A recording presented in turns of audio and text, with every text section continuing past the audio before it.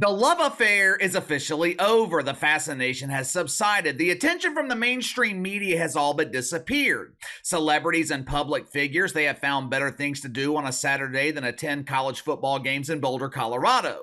There is no more Lil Wayne leading the team onto the field. I haven't seen Stephen A. Smith and Shannon Sharp. Hey, it's me, Shay Shay.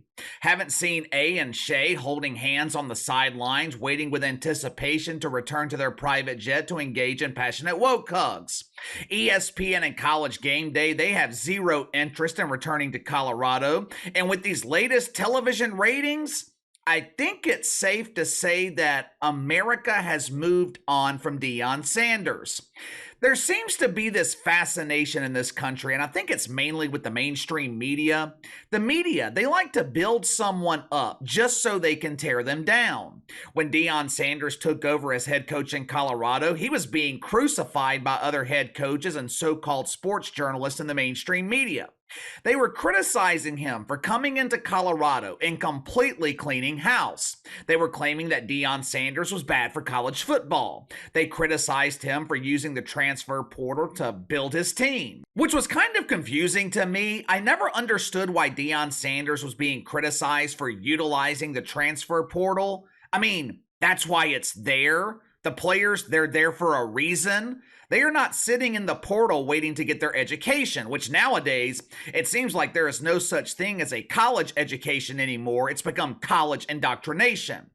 But the media, they were crucifying Deion Sanders during the offseason. First game of the year, Colorado goes on the road, beats TCU. All of a sudden, this man is the greatest coach in America. His son is going to win the Heisman. Colorado is so good, this team could win the Super Bowl. At this point, the only bowl Colorado will be competing in is the Butt Bongo Bowl, brought to you by Club Shay Shay, where wins and losses don't matter. All male identifiers qualify. But after their win against TCU and the mass media coverage that came with it, Colorado, they were setting record high television ratings. Through the first month of the season, Colorado, they were averaging 9 million viewers a game. Now, television networks, they were scrambling. They were trying to take advantage of this increased interest by putting Colorado in marquee time slots. ESPN, ABC, Fox, they were all fighting over Colorado games. And who could blame them, right? It was a smart move by the networks. You want to take advantage while interest is at an all-time high, because just like with everything else that is built on a gimmick, the gimmick only lasts for so long. Judging by their ratings these last few weeks, seems like America's fascination with the gimmick in Colorado is officially over. But before we get into these ratings, let's go ahead and get to the sponsor for today's video, my friends over at Hardy Soap. Did you guys know that it is possible that the soap you were using every day to shower could be lowering your testosterone levels? I had no idea that was a possibility, but it is according to the Journal of Endocrinology and Metabolism. Now, I know that is very exciting news for those men who are desperately trying to be women. I mean, who would have thought that medical assistance would not be required? This entire time, all you had to do was take a shower and that pesky testosterone just washes away. But for the rest of us real men who want to continue being men, low testosterone is no bueno, which is one of the many reasons that I have started using Hardy Soap. Sorry, ladies, and men aspiring to be ladies, Hardy Soap, it is specifically designed for men. Hardy Soap contains no parabens and all that other unnecessary shit, which are man-made chemicals that build estrogen while lowering testosterone. Hardy Soap, it consists of natural ingredients that are designed to cleanse and hydrate your skin, while also giving you the added benefit of keeping your own manhood. Hardy Soap also smells great. Me personally, I went with the, what is this? Real minty, bold mint and fresh ocean air. I love this soap, I really do. Best part about it is too, you get high quality soap at a low price. Christmas is coming up. Hardy Soap, it would make a great gift for those men in your family that the media likes to describe as toxically masculine. Now, I have been using Hardy Soap personally for about a month now. This is the only soap that I'm going to be using going forward. Click the link in the description below. Use promo code BEHIND20, BEHIND20, to receive 20% off your first order of Hardy Soap today. All right, ratings for games featuring Colorado. They have been on a steady decline in the past 4 or 5 weeks. Last month, their overtime game against Stanford, 3.3 million viewers. Well, KC, that number is great! You could combine every game in the WNBA Finals and you still wouldn't reach 3 million people. Yeah, but ratings are all about context. If the WNBA did the impossible and drew 3 million viewers, it would be a celebration of rainbows and woke wieners. 3 million for the WNBA, that would show significant growth. If the NFL drew 3 million viewers, there would be serious problems. In the span of about 2 weeks, from late September to mid October, 6 million people lost interest in Deion Sanders in Colorado. Last weekend, Colorado playing Oregon State. Game broadcast on ESPN, 2.8 million viewers. Least watched game since Deion Sanders took over the program. Now, why does the audience keep getting smaller and smaller? Because Deion Sanders ain't winning. In terms of ratings, one of the biggest problems for Colorado, your biggest draw, your biggest star, it never touches the field. Most people really didn't care about Shedeur Sanders. Most people weren't watching for Travis Hunter. The only reason the casual fan was watching Colorado was because of Deion Sanders. All of a sudden, Colorado strings together a few losses. Hell, when was the last time they won a game? All of a sudden, they string together a few losses, the media starts to question Deion Sanders. The same Deion Sanders that they were claiming was the best coach in America 2 months ago is now the same coach that they are insinuating might not be qualified to be a head coach. Headline at the Arizona Star. Jury is still out on Deion Sanders at Colorado, but case is losing momentum. Headline at something called Mike Farrell Sports. I keep receipts too, Prime, and they prove that you failed in 2023 as a coach. Failed? Failed? Are we now calling this season a failure? Someone remind me, how many games did Colorado win last year? 1. Deion Sanders, he was able to double their win total 2 weeks into the season. I don't look at this season as a failure for Deion Sanders. I look at this as another example of the constant failure in the mainstream media.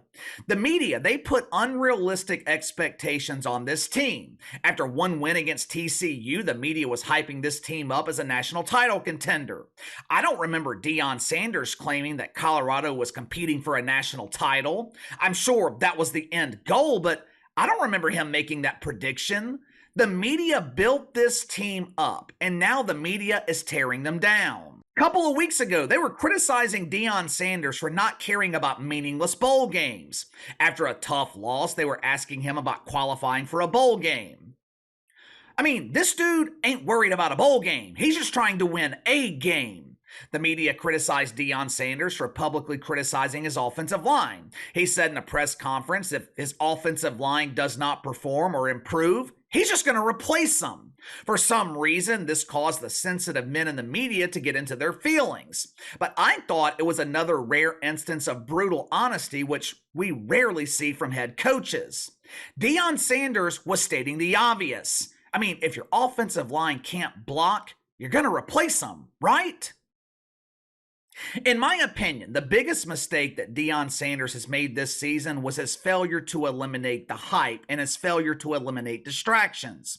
Now, just to be clear, I think Deion Sanders is going to learn from his mistakes. I believe that Deion Sanders is going to be one hell of a head coach, but he allowed his team to buy into their own hype that the media created. I think I've shared this with you guys before, but when Sean Payton was coaching in New Orleans, he always tried to eliminate distractions. When the Saints were in the middle of their run from 2017 to 2020, Sean Payton at the time was coaching a lot of young players. Alvin Kamara, Marshawn Lattimore, Marcus Williams. Saints had arguably the best draft class in 2017, but a lot of these young players, they were being built up by the media. Saints were coming off a big win. Sean Payton, he was worried about his young players buying into the media hype. When they arrived Wednesday for practice, every single player had a block of cheese in their locker. Sean Payton addressed the team and said, "Don't bite into the cheese. Do not listen to the media. You have not accomplished or won anything." Deion Sanders has done the complete opposite. He was inviting the mainstream media to practices. He was inviting rappers to lead the team onto the field before the game. He had his celebrity friends on the sidelines. Basically, Deion Sanders was inviting distractions, and now he's paying the price for it. This team is going nowhere fast this season. They are not going to qualify for a meaningless bowl game. Hell, they might not win another game this season. But next year, I think Deion Sanders and Colorado could be dangerous. Let me show you an example of why I like this dude so much. Yesterday, he was on the Dan Patrick Show. Dan Patrick asked if Deion Sanders had any interest coaching in the NFL. Listen to his answer. I don't think I'm built for the NFL. I don't think, because I appreciate the game so much, and I respect the game so much of what the game has consistently done for me. When I see a guy getting paid millions and millions of dollars and he has no respect for the game, does not want to excel and exceed expectations in the game, I'm going to have a true problem. So I'm the kind of coach that would go out there with 53 and come back after halftime with about 32. I'm too brutally honest, and I want to win that much, and I need everybody that respects the game. This is why I respect Deion Sanders. It's the honesty. We just don't see this level of brutal honesty. We don't see this level of openness from most head coaches.